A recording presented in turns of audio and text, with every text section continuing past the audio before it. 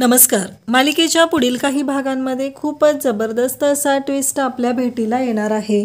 जानकी आणि ऋषिकेश यांनी रणदिवेंचं घर सोडण्याचा निर्णय घेतलेला आहे, कारण नानांनी जे बोट केलेलं असतं ते ऐश्वर्याकडे केलेलं असतं आणि त्यानंतर आपल्याला पाहायला मिळतं की ते बोट जानकीकडे केलं जातं आणि त्यामुळं सुमित्राला आता कळतं, कारण सुमित्रा म्हणालेली असते, जेव्हा नाना मला सांगतील की नक्की काय झालेलं आहे, फक्त मी नानांच्याच बोलण्यावरती विश्वास ठेवणार आहे आणि मला बाकी कोणी काहीही सांगितलं तरी माझा कोणावरतीही विश्वास नाही. आणि आता सुमित्रा जानकीला म्हणू लागते, माझी तर पूर्णपणे खात्री पटलेली आहे. आता मी नानांच्याच बोलण्यावरती फक्त विश्वास ठेवलेला आहे. नानांनी स्पष्टपणे सांगितलेलं आहे की जानकी तू त्यांना ढकललेलं आहे आणि त्याचबरोबर आत्ताच्या आत्ता तू या घरातून निघून जा, कारण तुला या घरामध्ये राहण्याचा कोणताही अधिकार नाही, असं स्पष्टपणे जानकीला सांगितलेलं असतं. तेव्हा मात्र इकडे जानकी त्याचबरोबर ऋषिकेश या दोघांनाही धक्का बसतो आणि आता ऐश्वर्याने जे जानकीला चॅलेंज दिलेलं असतं की तुला मी 1 महिन्याच्या आत या घरातून बाहेर काढणार आहे आणि ते करण्यामध्ये तिला जवळजवळ यश मिळालेलं असतं. परंतु त्याचवेळी एक अशी गोष्ट घडणार आहे, ती म्हणजे सौमित्र हा तिथे येणार आहे आणि ऐनवेळी येऊन सौमित्र हा जानकी आणि ऋषिकेशला घराबाहेर पडण्यापासून थांबवणार आहे. खरं तर जानकी आणि ऋषिकेशनं हा जो निर्णय घेतलेला आहे तो फक्त आणि फक्त नानांसाठी घेतलेला आहे, कारण नानांनी एकांतात जानकी ऋषिकेशला त्यामागचं खरं कारण सांगितलेलं आहे. जानकी ऋषिकेशला स्पष्टपणे सांगितलेलं आहे की या घरातून त्यांना का जावं लागणार आहे, त्याचबरोबर त्यांना जानकीचं नाव कशासाठी घ्यावं लागणार आहे, याचं मेन कारण हे जानकी आणि ऋषिकेश या दोघांनाही नानांनी सांगितलेलं आहे. आणि त्यामुळंच नाना हे आता जानकी आणि ऋषिकेश यांच्या पाठीशी आहेत. पण नानांना सत्य शोधायचं आहे की नक्की हिने असं काय केलेलं आहे, काय गोंधळ घातलेला आहे. आणि त्या एकाच गोष्टीसाठी इथे आता नानांसाठीच जानकी ऋषिकेश घर सोडण्याचा निर्णय घेत आहेत. पण नेमका सौमित्र आणि अवंतिका दोघंही तिथे येणार आहेत आणि ते दोघंही जानकी आणि ऋषिकेशला घर सोडण्यापासून थांबवणार आहेत. घराबाहेर पडण्याचा निर्णय जानकी आणि ऋषिकेशने घेतलेला असतो, पण अचानक तिथं सौमित्रची एंट्री होणार आहे आणि सौमित्र थांबवणार आहे. तो म्हणणार आहे की दादा, तू घराच्या बाहेर जाऊ शकत नाहीस, कारण काहीही झालं तरी या घरावरती तुझा तेवढाच हक्क आहे. तू या घरामधून बाहेर पडू शकत नाही. हे सगळं सौमित्र बोलणार आहे आणि तो म्हणणार आहे की काय झालेलं आहे हे जोपर्यंत सत्य शोधून काढू शकत नाही, कारण नानांनी जे काही केलेलं आहे, नानांनी बोट केलेलं आहे किंवा नानांनी जे काही इकडे जानकी आणि ऋषिकेशला सांगितलेलं आहे की हे सगळं का करावं लागत आहे, ते सगळं सत्य मी शोधून काढणार आहे. त्या मृत्यूपत्राचं सत्यही मी शोधून काढणार आहे आणि त्याशिवाय कोणीही या घरातून बाहेर जाऊ शकत नाही, असं जानकी आणि ऋषिकेशला अवंतिका आणि सौमित्र सांगणार आहेत. त्यानंतर जानकी ऋषिकेश घर सोडण्यापासून थांबतील का, कारण त्यांना शोध घ्यायचा आहे नक्की काय घडलेलं आहे या सगळ्या गोष्टींचा आणि त्या सगळ्या गोष्टी कशा पद्धतीने आपल्या समोर येणार आहेत आणि त्याचबरोबर जानकी ऋषिकेशचा काय निर्णय असणार आहे, हे सगळं या व्हिडिओमध्ये पाहायला मिळणार आहे. त्यासाठी हा व्हिडिओ शेवटपर्यंत पहा. तर जानकी आणि त्याचबरोबर घरातील सर्वजण आपापल्या कामामध्ये बिझी असतात, परंतु जानकी ही नानांची काळजी घेत असते. नानांसाठी काय हवं काय नको या सगळ्या गोष्टी ती बघत असते. त्याचबरोबर नानांसाठी व्रतवैकल्य करत असते.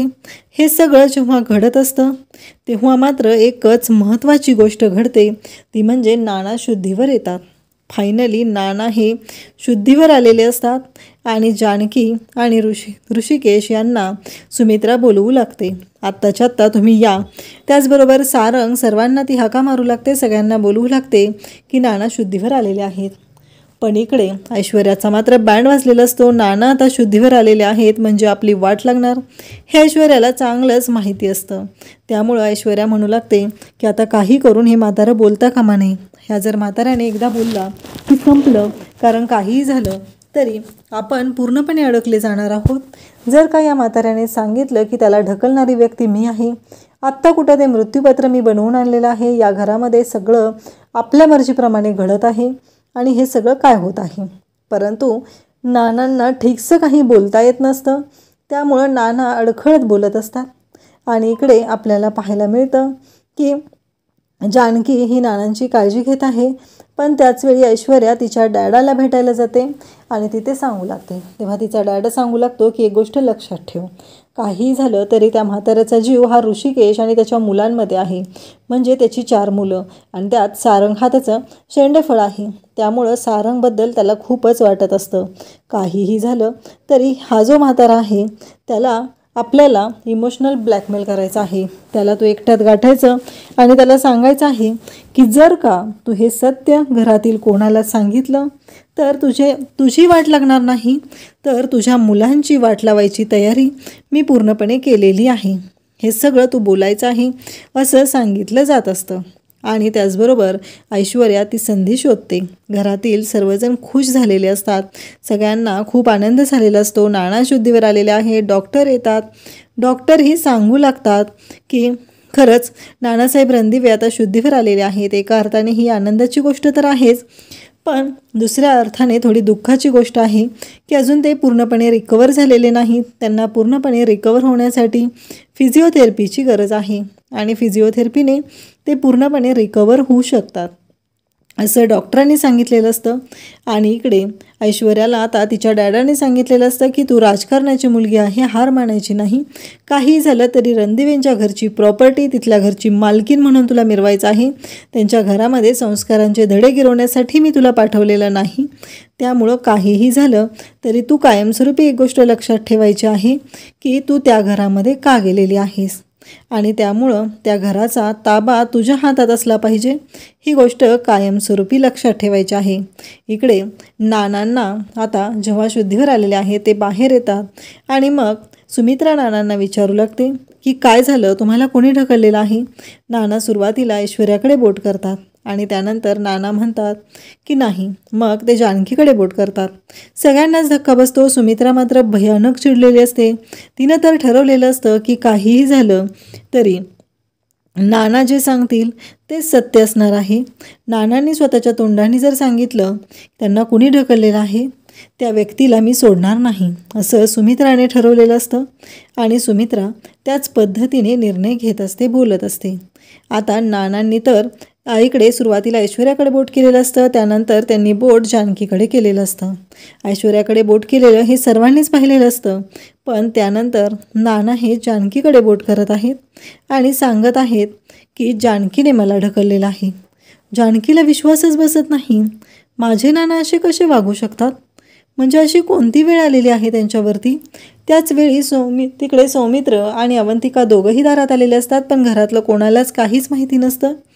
आणि नाना असे कसे वागू शकतात. जानकी ढसाढसा रडू लागते आणि इकडे सुमित्रा मात्र म्हणत असते की आता नानांनी सांगितलेलं आहे, जानकी तुला आम्ही सख्ख्या मुलीप्रमाणे वाढवलं, सख्ख्या मुलीप्रमाणे सांभाळलं, कधीच तुला आम्ही सून म्हणून बोललो नाही. पण आज जे काही घडलेलं आहे ते पूर्णपणे चुकीचं आहे. आजपर्यंतच्या तुझ्यावर ठेवलेल्या विश्वासाला तडा गेलेला आहे. म्हणजे तुला मान घेऊन मिरवायचं होतं म्हणून तू या घरात राहत होती, बाकी कोणतंही कारण नाही. तुला त्या गोष्टी हव्या होत्या, तो मान सन्मान हवा होता म्हणून तू हे केलेलं आहेस. जानकी ढसाढसा रडू लागते. जानकी म्हणत असते की नाही आई, तुम्ही चुकीचा विचार करत आहात, मी अशी कोणतीही गोष्ट केलेली नाही. परंतु इकडे सुमित्रा मात्र म्हणत असते की आता नानांनी जे सांगितलेलं आहे फक्त त्याच गोष्टींवर माझा विश्वास आहे. नानांनी आता आपल्या सगळ्यांच्या समोर सांगितलेलं आहे की त्यांना जानकीने ढकललेलं आहे, याचा अर्थ तिनेच ढकललेला आहे आणि जानकी तुला या घरात राहण्याचा कोणताही अधिकार नाही असं सुमित्रा म्हणालेली असते. नानांना पण इकडे बोलता येत नसतं. ते फक्त हातवारे करून खाणाखुणा करून सांगत असतात आणि त्याच गोष्टीचा फायदा ऐश्वर्याने उठवलेला असतो आणि तिने कांगावा करायला सुरुवात केलेली असते. नानांनी सांगितलेलं आहे की जानकी वहिनीने ढकललेलं आहे, जानकी वहिनीने ढकललेलं आहे. जानकी वहिनी तुम्ही एवढ्या खालच्या थराला जाल असं वाटलं नव्हतं, तुम्ही एवढ्या चुकीचा विचार करत असाल असं वाटलं नव्हतं, असं इकडे ऐश्वर्या कांगावा करू लागते. आणि ऐश्वर्याला साथ द्यायला असते ती म्हणजे आजी. आजी नेहमीच ऐश्वर्याच्या बाजूने बोलत असते आणि ती म्हणत असते की काहीही झालं तरी आत्ता ऐश्वर्या बोलत आहे तेच बरोबर आहे आणि ऐश्वर्या म्हणत आहे तेच योग्य आहे, कारण जानकीने या घरात आता राहायचं नाही असं ऐश्वर्या बोलत असते. परंतु इकडे आपल्याला पाहायला मिळतं की नानांनी आता हे का केलं हा प्रश्न पडलेला असतो. त्याचवेळी इकडे जानकी मात्र ढसाढसा रडू लागते. ती ऋषिकेशला पण म्हणू लागते की ऋषिकेश, तुम्हाला खरंच वाटतं म्हणजे मी नानांना ढकललेलं आहे? नानांनी मला माझ्या वडिलांसारखं प्रेम दिलेलं आहे. मी एका अनाथाश्रमात लहानाची मोठी झाली, परंतु मला नानांनी कधीच ती गोष्ट जाणवू दिली नाही. नानांनी फक्त माझ्यावरती प्रेम केलेलं आहे. माझ्या वडिलांच्या मायेने त्यांनी मला सांभाळलेलं आहे. त्याचबरोबर आता मी त्यांच्या बाबतीत असं चुकीचं का करेल हा प्रश्न जानकी सगळ्यांना विचारत असते. परंतु इकडे ऐश्वर्या बोलत असते आणि त्याचबरोबर सुमित्रा ऐश्वर्याचं ऐकून म्हणू लागते की का नाही करणार. कारण सुमित्रा म्हणत असते की काही झालं तरी याआधी सगळा हक्क तुझ्याकडे होता, परंतु आता काही झालं तरी त्या हक्कामध्ये वाटेकरी आलेले आहेत. आणि त्याचबरोबर तुला असं वाटत आहे की काहीही झालं तरीही आता तुझं असं म्हणणं आहे की हे सगळं जे काय आहे ऐश्वर्याला सुख मिळत आहे. तुझ्या डोक्यात फक्त तेच विचार चालू आहेत जानकी, म्हणून हे सगळं झालेलं आहे. आणि सुमित्रा म्हणते की जानकी, या घरामध्ये तू आता राहू शकत नाही. तेव्हा इकडे सगळ्यांनाच धक्का बसतो. जानकी म्हणू लागते की सारंग भाऊजी, तुम्ही तरी सांगा, तुम्हालाही असंच वाटत आहे का? हे सगळं माझ्यामुळे झालेलं आहे, या सगळ्याला मी जबाबदार आहे. तर इकडे सारंग म्हणू लागतो की हो, आता नानांनी सांगितलेलं आहे आणि माझी खात्री पटलेली आहे. कारण ऐश्वर्या कधीही चुकीचं बोलणार नाहीत आणि त्याचबरोबर ऐश्वर्या कधीही खोटं बोलणार नाहीत. आणि मग जानकी म्हणते की 10 वर्ष झालं सारंग भाऊजी तुम्ही मला ओळखत आहात आणि तुम्हाला मी खोटं बोलणारी वाटते, कारण मी आजपर्यंत कधीच खोटं बोललेले नाही. आई आणि नाना दोघंही माझ्यासाठी माझे आईवडील आहेत, कारण मी माझ्या आईवडिलांना कधीच पाहिलेलं नाही आणि आत्ता त्यांच्या रूपात मला माझे आईवडील मिळालेले आहेत. तर मी त्यांच्याशी असं का वागेल? त्याचबरोबर आपल्याला पाहायला मिळतं की सुमित्रा बोलत असते की जानकी, आत्ताच्या आत्ता तुला जावं लागेल, तू या घरात राहू शकत नाही. तेव्हा मात्र सगळ्यांनाच धक्का बसतो.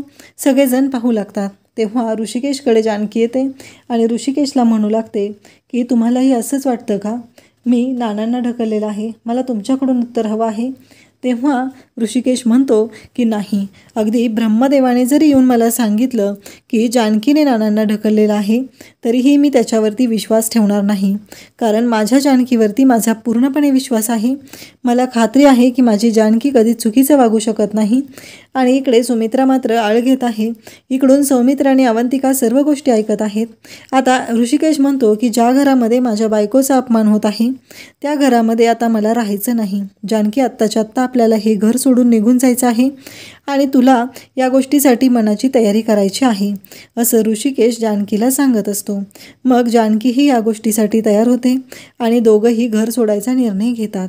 त्याआधी ते नानांना भेटायला नानांच्या खोलीत जातात आणि जानकी फक्त नानांचा हात हातात घेऊन रडत असते. तिच्या डोळ्यातले अश्रू नानांच्या हातावरती पडतात आणि नाना म्हणतात की माफ कर मला, हात जोडू लागतात आणि म्हणू लागतात की मी हे सगळं का केलेलं आहे, मला हे सगळं का करावं लागलं आहे, मला माझ्या मुलांसाठी हे सगळं करावं लागलेलं आहे, माझ्या मुलांचा जीव धोक्यामध्ये होता त्यासाठी मला हे सगळं करावं लागलेलं आहे.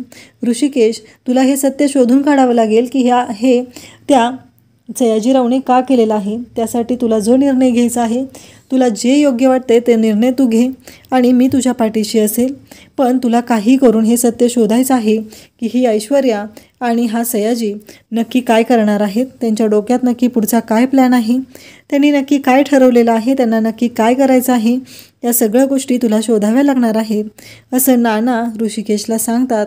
आणि मग नानांनी अगदी डोळ्यातून त्यांच्या पाण्याच्या धारा लागलेल्या असतात. ते म्हणत असतात की मला माफ कर जानकी, आज मला खोटं बोलावं लागलेलं आहे. आजपर्यंत मी तुम्हाला सगळ्यांना शिकवत आलो की कधीही खोटं बोलायचं नाही, पण आज मला ही गोष्ट करावी लागली, त्यासाठी मला माफ कर जानकी, असं नाना बोलत असतात. जानकी म्हणते की तसं नाही आहे नाना, तुमच्यासाठी काहीही करायची माझी तयारी आहे आणि माझी कोणतीही गोष्ट करायची तयारी आहे, असं जानकी म्हणत असते. आणि मग नाना म्हणतात की चालेल. आणि मग ऋषिकेश आणि जानकी या दोघांनीही घर सोडण्याचा निर्णय घेतलेला असतो आणि ते दोघंही घर सोडत असतात. ऋषिकेश म्हणतो की ज्या घरामध्ये माझ्या बायकोवर अविश्वास दाखवला जातो, तिच्यावरती वेगवेगळे आरोप लावले जातात, त्या घरामध्ये मला राहायचं नाही, असं म्हणत ऋषिकेश आणि जानकी दोघंही घर सोडण्याचा निर्णय घेत आहेत. आणि त्याचबरोबर आपल्याला पाहायला मिळतं की ते घराच्या बाहेर पडतच असतात. त्याच वेळी समोर येतात ते म्हणजे सौमित्र आणि अवंतिका. त्या दोघांनी सर्वच गोष्टी ऐकलेल्या असतात. त्यांना धक्का बसलेला असतो. तेव्हा सौमित्र म्हणतो की नाही जानकी वहिनी, हे असं कधीच होऊ शकत नाही. तू अशा पद्धतीने कधीच वागणार नाही याची मला खात्री आहे. काहीही झालं तरी तू चुकीची नाही हे मला माहिती आहे. त्यामुळं काहीही झालं तरी आता तुम्ही दोघांनीही या घराच्या बाहेर पडायचं नाही. तेव्हा ऋषिकेश आणि जानकी सौमित्र आणि अवंतिकाला खरं कारण सांगतात. तेव्हा सौमित्र म्हणतो की नाही दादा, तो शोध आपल्याला घ्यायचा आहे. तो शोध आपण घेऊया आणि जाऊन ह्या सगळ्या गोष्टी आपण उलगडूया. असं म्हणत ते दोघंही सौमित्र आणि अवंतिकाच्या पाठीशी खंबीरपणे उभे राहत आहेत. आणि आता सयाजी आणि ऐश्वर्याचं कारस्थान सर्वांच्या समोर आणण्यासाठी जानकी आणि ऋषिकेशने घर सोडण्याचा निर्णय घेतलेला असतो. ते घराच्या बाहेर पडत असतात आणि त्याचबरोबर आता सौमित्र आणि अवंतिका हे दोघंजण आलेले आहेत, ती म्हणजे ऐश्वर्याची वाट लावण्यासाठी. कारण अवंतिकाच्या बाबतीत मात्र सुमित्राच्या मनात कोणताही दुजाभाव नाही किंवा तिच्याबद्दल कोणतीही शंका नाही. त्यामुळं नक्कीच आता सुमित्राच्या समोर ऐश्वर्याचं कारस्थान आणायला अवंतिका आणि सौमित्र सज्ज झालेले आहेत. तर बाहेरचं सयाजीरावचं कारस्थान ते सांभाळण्यासाठी आता जानकी आणि ऋषिकेश हे रणदिवेंच्या घराच्या बाहेर पडत आहेत. अशाच अपडेटसाठी चॅनलला सबस्क्राईब करा.